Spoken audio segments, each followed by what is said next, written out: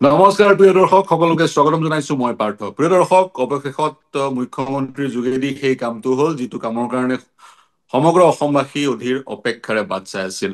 বৃন্দাবনী বস্ত্ৰভাগ মহাপুৰুষ শ্ৰীমন্ত শংকৰদেৱৰ সেই অনুপম সৃষ্টি এতিয়া অসমলৈ আহিব। অসমৰ মুখ্যমন্ত্ৰীয়ে ইংলেণ্ডলৈ গৈ লণ্ডনলৈ গৈ ব্ৰিটিছ মিউজিয়ামত লেটাৰ অফ ইণ্টেন্ট স্বাক্ষৰ কৰি আহিছে। এতিয়া আমাৰ সৈতে সংযুক্ত হৈ আছে পংকজ প্ৰতিম বৰদলৈ, ৰাষ্ট্ৰপতি ভৱনৰ কলা আৰু সংগ্ৰহালয়ৰ উপ সঞ্চালক। বৰদলৈ ডাঙৰীয়া, আপোনাক স্বাগতম জনাইছো। আপুনি গোটেই বিষয়টো, বিশেষকৈ মিউজিয়ামৰ বিষয়টোৰ সৈতে জড়িত। ৰাষ্ট্ৰপতি ভৱনৰ মিউজিয়ামটো আপুনি সেইটো তদাৰক কৰে, গতিকে বৃন্দাবনী বস্ত্ৰখনো আপুনি বহুবাৰ চাইছে। গতিকে আপুনি কি প্ৰতিক্ৰিয়া প্ৰকাশ কৰিব? আপুনি এটা ফেচবুক পষ্টটো লিখিছে, সেই বস্ত্ৰখনৰ বৰ্তমানৰ অৱস্থানৰ কথাও আপুনি লিখিছে। ব্ৰিটিছ মিউজিয়ামত নাই, বৰঞ্চ অনেক স্থানত আছে। সেই বিষয়ে জানিব পাৰিম, ব্ৰিটিছ মিউজিয়ামত কিয় নাই, সেই স্থানত কিয় আছে, বা সেই স্থানত কিয় ৰখা হৈছে, কেনেকৈ ৰখা হৈছে? হয়, আচলতে এইটো খুব এটা ভাল খবৰ যে আমাৰ মাননীয় মুখ্যমন্ত্ৰী ডক্টৰ হিমন্ত বিশ্ব শৰ্মা দেৱে নিজে ব্যক্তিগতভাৱে এক উদ্যোগ লৈ চৰকাৰীভাৱে তেখেত গৈ এতিয়া লণ্ডন পাই বৃন্দাবনী বস্ত্ৰখন অনাৰ বাবে লেটাৰ অফ ইণ্টেণ্টখন মানে চহী কৰিছে। তাৰমানে ধৰক আমাৰ প্ৰক্ৰিয়াটোৰ প্ৰাথমিক কামখিনি আৰম্ভ হৈছে, গতিকে এইটো খুবেই ভাল খবৰ। আৰু তাৰ কাৰণে ইতিমধ্যে অসম চৰকাৰে এটা গেলেৰী বনোৱাৰ কথা চিন্তা কৰিছে, যিটো গুৱাহাটী কোনোবা এটুকুৰা ঠাইত সেইটো বনোৱা হ'ব, য'ত এই বস্ত্ৰভাগ আনি অলপ দিনৰ কাৰণে ৰাইজৰ কাৰণে চাগে চোৱাৰ ব্যৱস্থা কৰা হ'ব।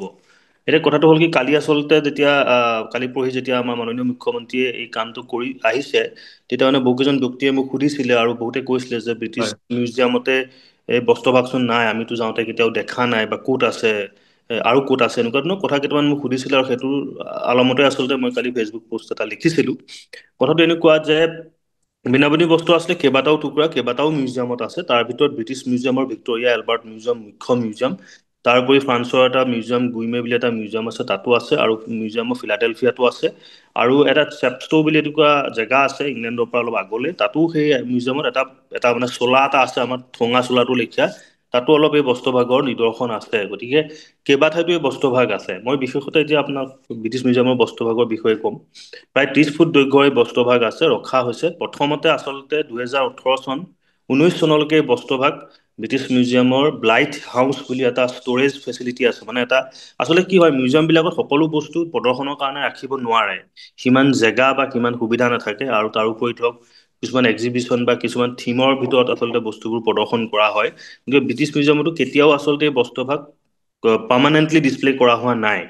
ইয়াৰ পাৰ্মানেণ্ট ডিছপ্লে কালেকশ্যনৰ পাৰ্ট কেতিয়াও এই বস্ত্ৰভাগ হোৱা নাই, ৰোটেচনেল ডিছপ্লে হৈছে। আৰু 2014-15 চনত এজন মানে বিখ্যাত কিউৰেটৰ, তেখেত চাউথ ইষ্ট এছিয়া এক্সপাৰ্ট, আপোনাৰ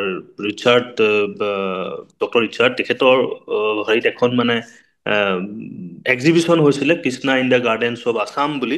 সেই এক্সিবিশ্যনখনত কিন্তু এই বস্ত্ৰভাগ প্ৰদৰ্শন কৰা হৈছিলে। তাৰপাছত কিন্তু ব্ৰিটিছ মিউজিয়ামত এই হয় বস্ত্ৰভাগ পোনপটীয়াকৈ প্ৰদৰ্শন কৰা হোৱা নাই।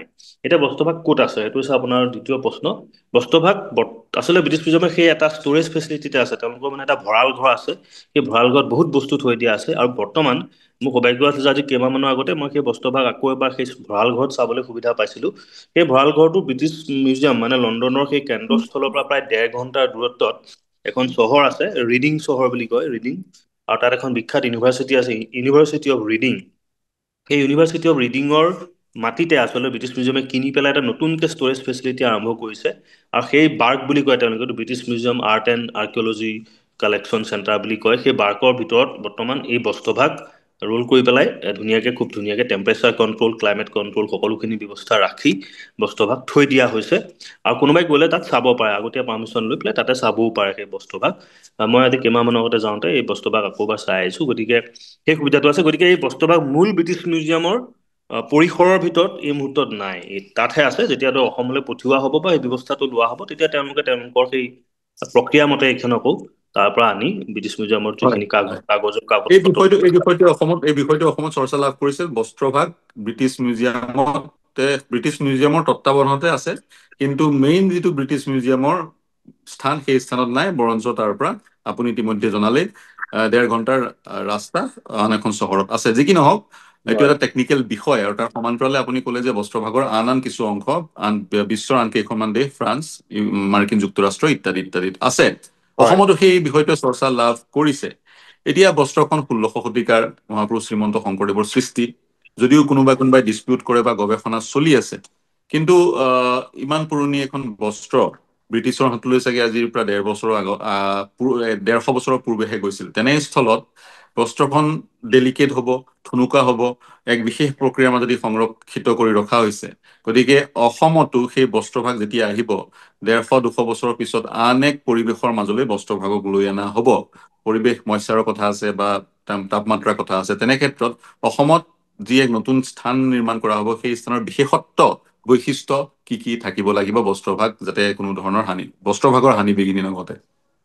আচলতে সেইটো ব্যৱস্থাটো কৰিব লাগিব। তাৰমানে কি হয়, যেতিয়া আপুনি এনেকুৱা ধৰণৰ খুব আপুৰুগীয়া সম্পদৰ প্ৰদৰ্শন কৰা হয়, তেতিয়া কিছুমান প্ৰিকৰশ্যন লোৱা হয়। প্ৰথম কথাটো হৈছে, যিহেতু এইটো এটা টেক্সটাইল, মানে কাপোৰ হয় এইটো। মই বস্তুভাগ নিজে দেখিছোঁ। আচলতে কেইবাটাও টুকুৰা আছে, টুকুৰাকেইটাক এখন ডাঙৰ বস্তুত চিলাই কৰি পেলাই থোৱা আছে। তাৰপাছত আকৌ ব্ৰিটিছ মিউজিয়ামে ধৰক এটা লিনিয়েন কাপোৰ দি পেলাই তাক মানে আৰু ফাটি চুটি নাযাবৰ কাৰণে বা এৰাই নাযাবৰ কাৰণে সেইমতে কনজাৰ্ভেশ্যন মানে ট্ৰিটমেণ্ট কৰি পেলাই এখন কাপোৰ লগাই পেলাই তাক চাপৰ্ট দি পেলাই থৈ দিছে আৰু ৰোল কৰি থোৱা আছে তেওঁলোকৰ ষ্ট'ৰেজত। এতিয়া কথাটো ইয়ালৈ যেতিয়া অনা হ'ব, যেতিয়া পাব্লিকৰ কাৰণে মুকলি কৰি দিয়া হ'ব, আৰু অসমৰ যিহেতুকে বতৰটো অকণমান আপুনি জানে অকণ মইশ্চাৰ থাকে আমাৰ বতৰত, ট্ৰপিকেল ক্লাইমেট যিহেতুকে, গতিকে সেই বস্তুটো অকণ খেয়াল ৰাখিব লাগিব। গতিকে তাৰ কাৰণে বহুতখিনি বিজ্ঞানসন্মত প্ৰচেষ্টা আছে। ধৰক ক্লাইমেট কণ্ট্ৰল কৰিব লাগিব, প্ৰপাৰ হিউমিডিটি কণ্ট্ৰল থাকিব লাগিব সেই ৰুমটোত, আৰু আপোনাৰ ধৰক ভাল এচি বা এনেকুৱা ধৰণৰ যিখিনি সুবিধা, আমি যিখিনি লেটেষ্ট টেকনলজি আমি ইউজ কৰোঁ সেইখিনি হয়, মনিটৰ কৰি থাকিব লাগিব। আৰু মাইক্ৰ' ক্লাইমেট দিব পাৰিব লাগিব। মাইক্ৰ' ক্লাইমেট মানে কি, অকল ৰুমটো টেম্পাৰেচাৰ নহয়, যদি সেই বস্তুভাগ এটা শ্ব'কেজ বা কিবা এটা যিহেতুকে বন্ধ কৰি থোৱা হ'ব, চুবৰ সুবিধাটোতো দিয়া নহ'ব, আচলতে চুবলৈ দিয়া নহয় আচলতে এনেকুৱা বস্তু, কাৰণ টাচ কৰিলে বহুতখিনি বস্তু বেয়া হোৱাৰ সুবিধা থাকে। গতিকে সেই হয়। যদি এটা বক্সৰ ভিতৰত থাকে, সেই বক্সটোৰ ভিতৰত মাইক্ৰ' ক্লাইমেট থকাত প্ৰয়োজন হ'ব। আৰু সকলোতকৈ ডাঙৰ কথা হ'ব, যিটোকে এখন অসমলৈ যদি অনা হয়, লাখৰ হিচাপত মানুহে চাবলৈ আহিব, মই আশা কৰিম। গতিকে ক্ৰাউড কণ্ট্ৰল, যিটো মানে ক্ৰাউড মেনেজমেণ্ট বুলি আমি কওঁ, কিমান মানুহে চাব, কিমান দিনৰ কাৰণে চাব, সেইটো খুব গুৰুত্বপূৰ্ণ হ'ব। কাৰণ মানুহৰ লগত ধূলি মাকতি, আপোনাৰ ধৰক বিভিন্ন ধৰণৰ মইশ্চাৰ, কোনোবাই ঘামি আহিছে, কোনোবা হেৰি হৈ আহিছে, কোনোবাই বহুতখিনি কথা থাকে। সেই গোটেইখিনি আচলতে ভালকে মানে মেনেজ কৰিব লাগিব। আৰু যোন চেণ্টাৰ বনাইছে তাত সেই সুবিধাখিনি নিশ্চয়কৈ আমাৰ চৰকাৰে ৰাখিব, বা এক্সপাৰ্ট মানুহ তাৰ লগত ইনভল্ভ কৰিব লাগিব, যিসকলে বিষয়টোৰ লগত জড়িত বা জানে, ভাল এজন কনজাৰ্ভ। আৰু ব্ৰিটিছ মিউজিয়ামে যেতিয়া পঠিয়াব, তেওঁলোকো আচলতে ইনফ্ৰাষ্ট্ৰাকচাৰখিনি এছেছমেণ্ট কৰিব পঠিওৱাৰ আগত, আৰু এখন টেম্পৰৰী এক্সিবিশ্যন হিচাপে তেওঁলোকে পঠাব। গতিকে তেওঁলোকৰ ছেট গাইডলাইনছ থাকে, তেওঁলোকৰ কিছুমান এক্সপাৰ্ট এজেঞ্চি ইনভল্ভ থাকে, সেইখিনি আহি চাব, ইনফ্ৰাষ্ট্ৰাকচাৰখিনি চেক কৰিব। গতিকে সেইখিনি হোৱাৰ পাছতহে আচলতে কামটো আগবাঢ়িব। গতিকে এই গোটেই এটা দীঘল এটা প্ৰক্ৰিয়া আছে, এটা খুব বিজ্ঞানসন্মত এটা প্ৰক্ৰিয়া আছে, আৰু সেইখিনি মই ভাবো চৰকাৰে ফ'ল' কৰিব চাগে। ফ'ল' কৰাৰ পাছতহে আচলতে এইখিনি অনাটো সম্ভৱ আৰু হ'ব। আৰু আৰু প্ৰপাৰ লাইটিং নতুন কথা কথা আছে, হয়। লাইটৰ কথা আছে ধৰক, হয়। কি ধৰণৰ লাইট লগাব, বেছি বেছি ধৰক হেভি লাইট লগাব নোৱাৰিব, অলপ তাৰ মানে লুমেন কণ্ট্ৰল কৰি পেলাই আমি লাইট লগাব পাৰিব লাগিব। গতিকে এইবোৰ কথা আছে ধৰক, কেইবাটাও চাইণ্টিফিক কণ্ডিশ্যনছ আছে তাৰ লগত জড়িত। হয়। আৰু আৰু যিহেতু বস্ত্ৰভাগ আহি আছে, সেইখিনি কথা খেয়াল ৰখা হ'ব, কাৰণ 2027 এক সময়সীমা বান্ধি দিয়া হৈছে। গতিকে সময় আছে চৰকাৰে সেই কামখিনি সমাধা কৰিবলৈ। হয় মই হয় আৰু এটা কথা আপোনাৰ পৰা জানিব বিচাৰিছো। শেহতীয়াকৈ আমাৰ টেলিভিছন চেনেলত এটা বাতৰি প্ৰচাৰ হৈছিলে, এগৰাকী গৱেষকে ডিছপিউট কৰিছিল শংকৰদেৱৰ সময়ৰ বস্ত্ৰভাগ নহয়, পিছৰ ভাগৰ। মই আপোনাৰ পৰা জানিব বিচাৰিছো, ব্ৰিটিছ মিউজিয়াম বা যিকোনো মিউজিয়ামে যেতিয়া কিবা এটা আপুৰুগীয়া সম্পদ ৰাখে, সামগ্ৰী ৰাখে, সামগ্ৰীটোৰ ডেছক্ৰিপশ্যন থাকে। ব্ৰিটিছ মিউজিয়ামে এই বস্ত্ৰভাগ কেনেদৰে বিশ্লেষণ কৰে? আচলতে শুনক, কি হ'ল, এই বস্তুবোৰৰ ক্ষেত্ৰত হৈছিলে কি, মানে এই বস্তুবোৰ পাৰ্চিভেল লেংডন নামৰ এজন ফটো জাৰ্নেলিষ্ট আছিলে। তেখেত কি আছিলে, আপুনি শুনিব চাগে, টিবেটলৈ এটা মানে ব্ৰিটিছসকলে হয়। এটা এটা এক্সপিডিশ্যন পঠাইছিলে। এইটো মানে য়ং হাজবেণ্ড এক্সপিডিশ্যন বুলি কয়, য়ং হাজবেণ্ড বুলি এজন মানে বিষয়াৰ নেতৃত্বত। তেতিয়া তেওঁ গৈছিলে, তেওঁ যাওঁতে মানে এটা বুদ্ধিষ্ট মন্দিৰত এই কাপোৰখন পাইছিলে আচলতে। পাই পেলাই তেওঁ বুজি পাইছে যে কিবা এটা এইখনৰ এটা চাগে লিংক আছে বুলি ভাবি তেওঁ টিবেটৰ পৰা লৈ আহিছিলে। এসময়ত তেখেতে সেইখন ব্ৰিটিছ মিউজিয়ামক ডনেট কৰিছিলে। এতিয়া কথাটো হ'ল কি, যেতিয়া তেওঁ আনিছিলে বা তাত যেতিয়া প্ৰথম ডেছক্ৰিপশ্যনটো, কিন্তু ইয়াক এখন বুদ্ধিষ্ট লাম্পা টেক্সটাইল বুলি ৰাখি থোৱা আছিলে, আৰু বহুত বছৰলৈকে কথাটো তেনেকেই থাকিলে। এখন বুদ্ধৰ, কাৰণ বস্তু কিছুমান তাৰ ফিগাৰ কিছুমান ধৰক বুদ্ধৰ কিছুমান কাহিনী বা জাতকৰ কাহিনী বা এনেকুৱা ধৰণৰ কিবা কিবি লোকেল ধৰক হেৰি, সেইবিলাকৰ লগত জড়িত বুলি ভাবি মানে তেনেকেই এই বস্তুভাগ ভবা হ'ল। 1990 দশকৰ আশে পাশে মানে ৰ'জমেৰী ক্ৰিল বুলি এগৰাকী এক্সপাৰ্ট আছে, আপোনাৰ আছিলে, তেখেত কুৱেটৰ আছিলে ভিক্টৰিয়া এণ্ড এলবাৰ্ট মিউজিয়ামত। তেখেতে তেতিয়া তেওঁলোকৰ তাত থকা বস্তুভাগ কিবাকে চাবলৈ পালে, পাই তেখেতে অলপ গৱেষণা কৰিলে, কৰি তেখেতে অলপ অনুমান কৰিলে যে এইভাগ হয়তো আমাৰ শংকৰদেৱৰ সেই সময়ৰ বৃন্দাবনী বস্ত্ৰভাগ হ'ব পাৰে। তেনেকুৱা কথা এটা হ'ল। তাৰপিছত ব্ৰিটিছ মিউজিয়ামৰ সেই টুকুৰা অলপ মিলাই চোৱা হ'ল, একে পোৱা হ'ল। গতিকে তেনেকুৱা ধৰণৰ এটা মানে কাহিনীত চলা হ'ল। গতিকে কথাটো সেইটো, আৰু সেইকাৰণে ধৰক ব্ৰিটিছ মিউজিয়ামৰ যিটো ডেছক্ৰিপশ্যনত এতিয়া এইটো বৃন্দাবনী বস্ত্ৰ বুলিও উল্লেখ আছে, আৰু তাৰ সেই আগৰ হিষ্ট্ৰীটো দিয়া আছে। কোনোবাই ইণ্টাৰনেটত চালেই পাবই বৃন্দাবনী বস্ত্ৰ ইন ব্ৰিটিছ মিউজিয়াম বুলি টাইপ কৰি দিলে, তাত গোটেই ডিটেইলটো দিয়া আছে, পাৰ্চিভেল লেংডনৰ পৰা কেনেকৈ পাইছিলে সেই ডিটেইলখিনি লিখা আছে।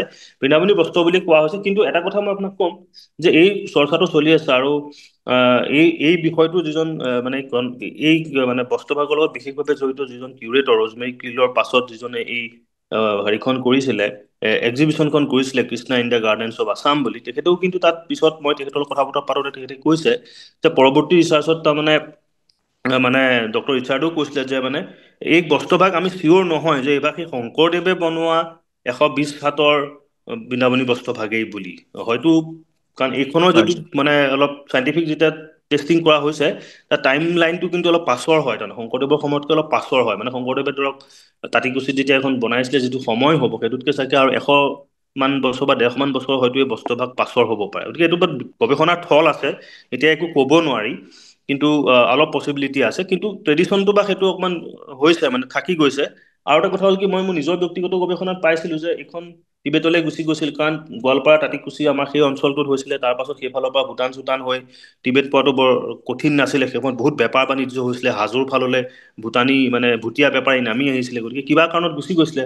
কিন্তু ডাঙৰ কথাটো হ'ল কি যে এই প্ৰক্ৰিয়াটোৰ লগত জড়িত যিটো ছিষ্টেম, মানে মানে এই পৰম্পৰাটো, তাৰমানে এই ধৰণৰ বস্ত্ৰ এখন বনোৱাৰ পৰম্পৰাটো কিন্তু আমাৰ অসমত থাকি নগ'ল। তাৰমানে সেইটো বৰ ডাঙৰ কথা। তাঁতিকুছি বা সেই আমাৰ শুৱালকুছি বা সেই অঞ্চলটোৰ আশে পাশে ধৰক আৰু বহুত কিবা কিবি টেকনিক থাকি গ'ল, ধৰক টেক্সটাইল টেকনিক, কিন্তু এই পাৰ্টিকুলাৰ টেকনিকটো কিন্তু আমি অসমত আৰু দেখা নাই। মানে কোনো আমাৰ সত্ৰ বা হওক, কিবাই হওক বা ক'ৰবাতে হওক, আমি নাই দেখা তাৰমানে। গতিকে সেইটো অকণমান সেইকাৰণে অকণমান এইখিনিত অকণমান এই কুৱেশ্যনটো আহে যে ইমান এটা ডাঙৰ, ইমান এটা ৰিচ ট্ৰেডিশ্যনৰ কিবা এটা অৱশেষ হয়তো আমাৰ পৰম্পৰা বা আমাৰ সমাজ ব্যৱস্থা বা আমাৰ সাংস্কৃতিক হেৰিত ক'ৰবাত থাকি যাব লাগিছিলে। গতিকে এই বস্তুটো কিন্তু অকণমান নাই। এতিয়া ধৰক কোনোবাই এনেই সেইখনৰ এপ্লিকেশ্যন কৰি পেলাই বৃন্দাবনী বস্ত্ৰ কাপোৰত হয় বৈ পেলাই উলিয়াইছিলে, মই নাই সেইটো কথা কোৱা নাই। হয় মানে কণ্টিনিউটি অফ হয় ট্ৰেডিশ্যনটো অকণমান কিন্তু মানে নাই, হয়। সেইটো কাৰণে অকণমান এইটো অকণমান গৱেষণাৰ বিষয় কণ্টিনিউটি আচলতে এইটো। হয় হয় গৱেষণাৰ বিষয়, আৰু সকলোতকৈ ভাল হৈছে পংকজ প্ৰতিম বৰদলৈ বস্ত্ৰখন যেতিয়া অসমলৈ আহিব, গৱেষণাৰ দুৱাৰ খোল খাব। বুৰঞ্জী হয় ছাত্ৰসকলে গৱেষণা কৰিব আহিব, চচককে দেখিলে গৱেষণা কৰিবলৈ উৎসাহ পাব, প্ৰথম কথা। হয় আৰু আধ্যাত্মিক দিশ এটাও আছে।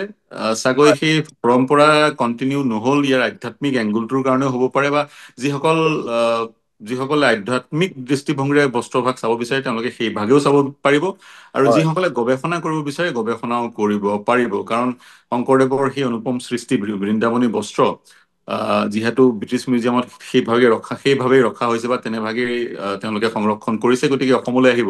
গতিকে আপুনি কি ভাবে, গৱেষণাৰ দুৱাৰখনো খোল খাব, আৰু আধ্যাত্মিক চিন্তাৰে যিসকলে বস্ত্ৰখন চাব বিচাৰে তেওঁলোকেও পৰম তৃপ্তি পাব, নহয় জানো? হয়, মই আচলতে যোৱা কেইমাহমান আগতে মই ব্ৰিটিছ মিউজিয়ামৰ বৰ্তমানৰ ডাইৰেক্টৰ নিকোলাছ কালিনান তেখেতক লগ পাইছিলোঁ ব্যক্তিগতভাৱে। বিষয়টোৰ ওপৰত আমি দীঘলীয়াকৈ কথা পাতিছিলোঁ। তেখেতক মই দুটা কথাই কৈছিলোঁ যে এইখনৰ এটা খুব মানে এটা ৰিলিজিয়াছ ছিগনিফিকেঞ্চ আছে, আৰু লগতে ই এটা গৱেষণা নতুন দুৱাৰ মুকলি কৰাৰ থল আছে। আপোনালোকেও নতুন তথ্য পাব। তেখেতেও কৈছিলে বহুত ইতিবাচকভাৱে, তেখেতে কৈছিলে যে আমি যদি চৰ্তখিনি আমাক ফুলফিল কৰে, আমি নিশ্চয় মানে বস্ত্ৰভাগ অসমলৈ পঠিয়াম। গতিকে এইটো আমাৰ অসমৰ কাৰণে এটা সুযোগ হ'ব আচলতে, যে আমাৰ অসমীয়া যিসকল ৰিচাৰ্চাৰ, গৱেষক, বা আমাৰ যিখিনি ধৰক আধ্যাত্মিকভাৱেও যিটো আমাৰ এটা আইডেণ্টিটি, এইটোৱে আচলতে অসমীয়া জাতিটোক এটা নতুন আইডেণ্টিটি দিব বুলি মই ভাবোঁ, এটা জাতি সত্তাটোক। গতিকে আৰু অসমৰ যিটো বৈষ্ণৱাইট ট্ৰেডিশ্যন, সেইটো মানে বৈষ্ণৱ যিটো আমাৰ পৰম্পৰা, মহাপুৰুষীয়া পৰম্পৰা, সেই পৰম্পৰাটোলৈ এটা নতুন দিশ মুকলি কৰিব বুলি মই ভাবোঁ। আৰু এইটোক আচলতে খালি চৰকাৰে সেই ধৰণৰ ব্যৱস্থাটো কৰা উচিত, যাতে অসমৰ মানুহে দীঘলীয়াকৈ বস্ত্ৰভাগ চাবলৈ সময় পায়, সময় লৈ চাবলৈ সময় পায়। অলপ তেনেকুৱা ধৰণৰ এটা ছিষ্টেম জেনেৰেট কৰাটো দৰকাৰ হ'ব। আৰু মই ভাবোঁ খুব ভাল হ'ব কথাটো, আমাক বহুতখিনি নতুন চিন্তাৰ হেৰি দিব, খোৰাক দিব। এতিয়া ধৰক মুষ্টিমেয় কিছু সংখ্যক লোকে চাবলৈ পাইছে, কিবা কিবি ধৰক 2-4খন কিতাপ লিখা হৈছে। এতিয়া ধৰক যদি ইয়ালৈ আহে, ধৰক অকণমান আমাৰ একচুৱেল যিখিনি ধৰক ব্যক্তি, যিসকলে গ্ৰাছৰুট পৰ্যায়ত, তৃণমূল পৰ্যায়ত কাম কৰি আছে, তেখেতসকলে যেতিয়া বস্ত্ৰভাগ স্বচক্ষে চাবলৈ পাব, মই ভাবোঁ বহুতখিনি নতুন তথ্য আমাৰ আগত মুকলি হ'ব, নতুন গৱেষণাৰ বাট মুকলি হ'ব। হয়, হয় নিশ্চয়কৈ। হয় হয়, ধন্যবাদ জনাইছো। অসমৰ মুখ্যমন্ত্ৰীয়ে সেই পদক্ষেপ গ্ৰহণ কৰিছে। অসমৰ মানুহৰ ডাঙৰ আক্ষেপ যে আমাৰ নিজৰ এক বস্তু ব্ৰিটিছ মিউজিয়ামত তেনেদৰে সোমাই আছে, বা কি ধৰণে পালেগৈ যিসকল নাজানে তেওঁলোকে ভাবে ব্ৰিটিছে সেই আন সম্পদসমূহৰ নিচিনাকৈ এই সম্পদ ভাগো লৈ গুচি গ'ল। গতিকে প্ৰথম কথা আধ্যাত্মিক তৃপ্তি, আৰু দ্বিতীয় কথাটো হৈছে গৱেষণাৰ দুৱাৰ মুকলি হ'ব। আৰু পংকজ প্ৰতীম বৰদলৈ কৈছে এই ব্ৰিটিছ মিউজিয়ামত যি ধৰণে ৰখা হৈছে অনুৰূপ ধৰণৰ এক পৰিৱেশৰ সৃষ্টি কৰি নিৰ্মাণ কৰি তেনেধৰণৰ গৃহ ইত্যাদি নিৰ্মাণ কৰি তেনেধৰণে ৰখা হ'ব। কাৰণ আমাৰ কাৰণে প্ৰায়ৰিটি হ'ব বস্ত্ৰভাগৰ কোনো ধৰণৰ হানি বিঘিনি যাতে নঘটে। হয় পংকজ প্ৰতীম বৰদলৈ এইখিনি সময় দিয়াৰ কাৰণে আপোনালোকে ধন্যবাদ প্ৰিয় ধন্যবাদ দৰ্শক, এৰিছো। ধন্যবাদ ধন্যবাদ, থেংক ইউ। আপুনি বিচৰা বাতৰি পাব কেৱল নিউজ 18 এপত। নিউজ 18 এপ ডাউনলোড কৰিবলৈ স্কেন কৰক এই QR কোড। গুগল প্লে ষ্টৰতো পাব এই নিউজ 18 এপ।